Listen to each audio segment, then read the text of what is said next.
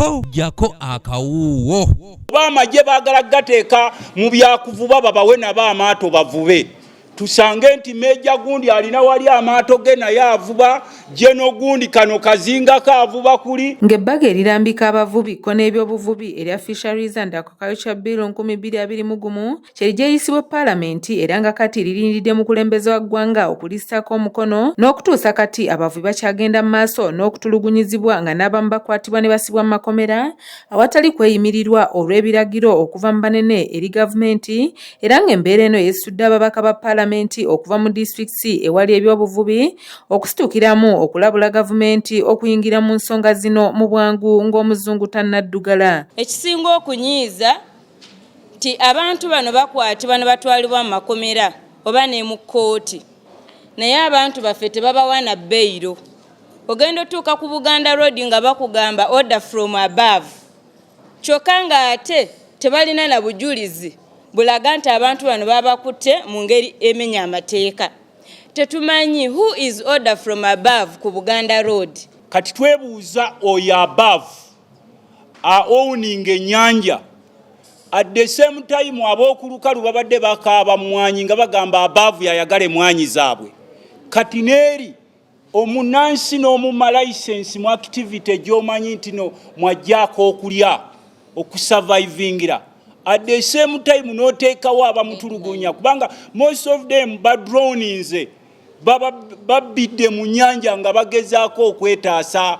Abaka bano nga bakulembeddwamu omubaka w'essaza ly'Ebbaale era minisita ow'ekisiikirize avunaanyizibwa ku by'obuvubi Honorable Charles Tebandeke balumiriza minisitule evunaanyizibwa ku by'obuvubi okubaka abantu abasoba mu 100 beewadde emirimu okukwasisa amateeka ku nnyanja be bagambye nti tebalina bumanyirivu mu byabuvubi era nga ne mu tteeka tewaliwe balambikwa.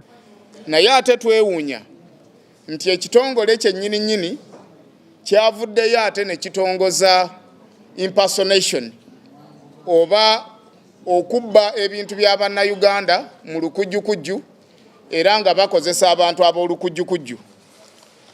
Awe twogerera tufunye ebiwandiiko eby'enjawulo nga minisitule y'ebyobulimi obulunzi n'obuvubi yamaze dda okuwa abantu emirimu abasukka mu 100 era nga ebawadde n'ebipapula ebibakakasa okola omulimu guno ogw'okwata buli ali mu mulimu gw'ebyobuvubi nga bagamba nti baba batereeza nnyanja.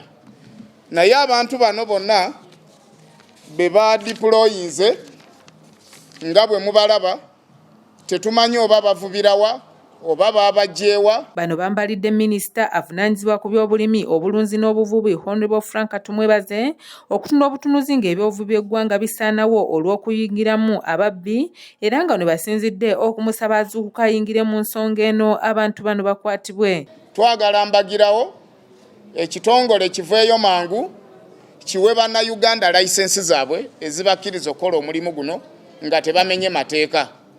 Ate era twagala ekitongole kyennyini kiveeyo mangu kijjewo bano ababbi babibaluwa be bateese ku nnyanja ne mu makubo okulaba nga bakwata ate bannayuganda ng'ate be bamenya amateeka kubanga bateekebbwako mu bumenyi bw'amateeka. Minisita w'ebyobuvubi akwata ku byennyanja in fact kati tulina ono shadow abantu gye baddukira owa gavumenti eri etali shadow talabika.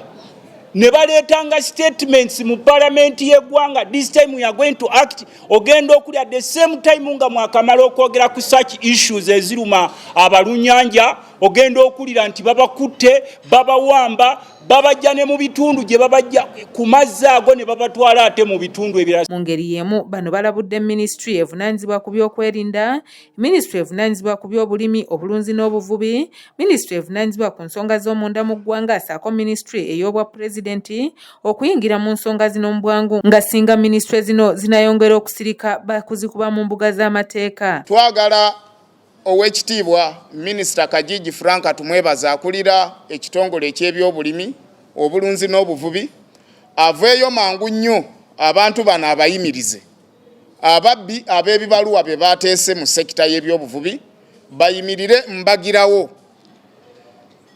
Senga ekyo kiba tekikolebwa twagala ekitongole ekivunaanyizibwa ku kulwanyisa ku kunoonyereza ku bakenuzi n'abali b'enguzi anti-corruption unit nga bayita mu police investigation police bajje mangu abantu bano babakwate kubanga tugenda bavunaana nga ababbi tugenda bavunaana okweyita kye batali tugenda bavunaana okutataganya emirimu gy'Abannayuganda. Ababaka bano bagamba nti gavumenti etuulidde nnyo ebyenfuna by'eggwanga lino nga kati bbanka zaafuuka z'abagwira, emmwanyi eyagala kuziwa bagwira, ennyanja ezifudde z'abagwira okwesaako n'ebintu ebirala ekivuddeko Bannayuganda okuddukira mu mawanga ag'ebweru okukola obuddu olw'ebbula ly'emirimu kye basabye gavumenti okutunulamu okusobola okutaasa eggwanga. Kati ebyobulimi gavumenti eyagala bigobamu bannansi. Era etteeka ly'emmwanyi erigobamu bannansi. Banking sector wano eri mu mikono gy'abagwira, bannansi tebaliimu.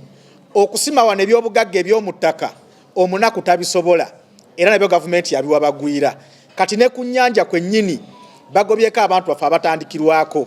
Ekonome gavumenti nesalawo okugiteeka mu mikono gy'abagwira. Twagala okwebuuza ffe bannansi tugenda kusigala nga tukola ki?